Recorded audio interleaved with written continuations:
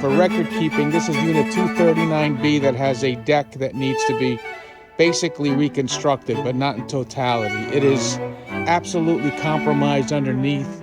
There's many issues with it. You can see the sagging. We're going to do what we can to make sure it's safe.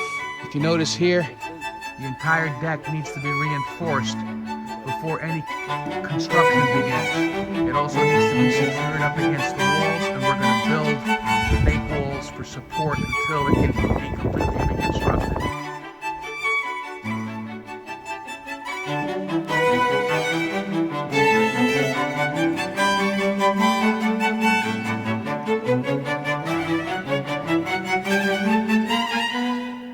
I want to confirm that this entire plate was put on and it's bolted down into the frame of the house. At the same time, we've put up some temporary supports purely for the time being. They will eventually come out. And if you notice here, there are bolts that are holding up that header.